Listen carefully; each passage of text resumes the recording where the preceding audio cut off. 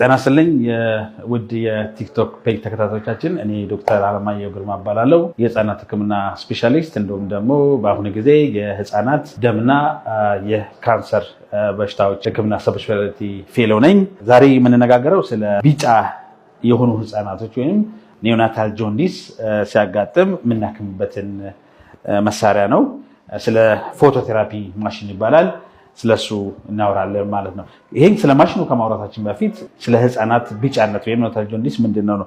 በመሰረቱ አንዱ ጨቅላ ህፃናት ላይ በጣም ብዙ ጊዜ ከሚታዩ ጨቅላ ህፃናት ችግሮች ውስጥ አንዱ ነው። 9 ወር ሳይሞላቸው የሚወለዱ ህፃናቶች ላይ በጣም ብዙ ጊዜ ይታያል። እነሱ ላይ ወደ 80% ህፃናቶች ላይ ይታይ ይችላል። ጊዜያቸው ደርሶ ደግሞ 9 ወር ሞልቷቸው የሚወለዱ ህፃናት ላይ ወደ 60%ዎቹ ቢጫ የሚሆን የተለያዩ ደረጃ ሊሆን ይችላል ቢጫ የሚሆን ኒዮናታል ጆንዲስን ያጋጥማቸዋል። ስለዚህ ይሄ ፐርሰንት ስታዩት ትልቅ ነው። አሁን ብዙ ጊዜ ወደ ሆስፒታል የሚመጡ ህፃናቶች በሽታው በዝቶ ሳይሆን ወይም ችግሩ በዝቶ ሳይሆን ችግሩ በፊትም አለ።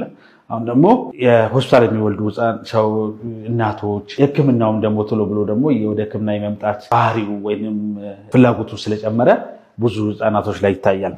ጠቅላላ አድርጌ ሳየው ለምን ይበዛል ነው። ኒዮናታል ጆንዲስ ብዙ ጊዜ ምልክቶቹ የህፃናት ቆዳ ቢጫ መሆን ወይም የአይን ይሄ ስክሌራ የምንለው የአይን ነጩ ክፍል ቢጫ መሆን፣ ሰውነት አንዳንድ ጊዜ እስከ እግር ድረስ እንዳለ መላ ሰውነታቸው ቢጫ የመሆን። ስለዚህ በጣም ካልታከመ ጥሩ አይደለም። መታከም አለበት፣ ክትትል መድረግ አለበት። ለምን ይበዛል ህፃናቶች ላይ ብንሰንስብ እንግዲህ ይሄ ቢጫነት መንስኤው ትልቁ ነገር አጠር አድርጌ ወይም ለሰው እንዲገባ አድርጌ ሳስረዳ እንግዲህ እንደምታውቁት የደም ኮምፖነንት ወይም ውቅር 3 ዋና ዋና ነገሮች አሉት። ቀይ የደም ሴል አለ፣ ነጭ ደም ሴል አለ፣ ፕላትሌት አለ። ከዛ ውስጥ ደግሞ ቀይ የደም ሴሉ ነው። እንግዲህ ስለ ጆንዲስ ስናወራ ስለ ቀይ ደም ሴል መሰባበር ማለት ነው። ወይም ሄሞግሎቢን የምንለው ኬሚካል ሰውነታችን ውስጥ አለ። የኦክሲጅን የሚሸከምንን ንጥረ ነገር ሄሞግሎቢኑ ሲሰበር ከሚፈጠሩት ውስጥ ነገር አንዱ ቢሊሩቢን የሚባለው ኬሚካል አለ። ያ ኬሚካል ነው ወደ ሰውነት ሲወጣ ቢጫ እንዲሆን የሚያደርገው ማለት ነው። ቢጫነቱ በሐኪም ታይቶ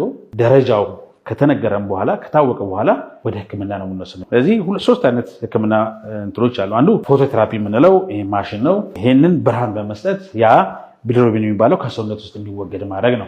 ሌላው በጣም ብዙ ከሆነ ደግሞ ኤክስቼንጅ ትራንስፊውዥን የምንለው ወይም ደምን መቀየር። ሌላ ደግሞ ሶስተኛ ደግሞ መድኃኒት በመስጠት ነው። ብዙ ጊዜ ግን ቢጫ የሆኑ ህፃናቶችን ከምናከምባቸው ነገሮች አንዱ ፎቶቴራፒ ነው። ከዚህ ይሄ ፎቶቴራፒ እንደምታዩት ብሉ ላይት ነው። በዚህ ስር ህፃናታችን እናስቀምጣለን። ህፃኑ ስናስተኛ በልጁና በብርሃኑ መካከል ያለው ዲስታንስ ወይንም ርቀት አለ። ብዙ ጊዜ ከ20 እስከ 40 ሴንቲሜትር መሆን አለበት። ልጁ ደግሞ ራቁቱን መሆን አለበት። እዚህ ስር አይኑን ይሸፍናለን፣ ዳይፐር እናደርግለታለን። ሌላው አካል ራቁቱንና ፎቶቴራፒ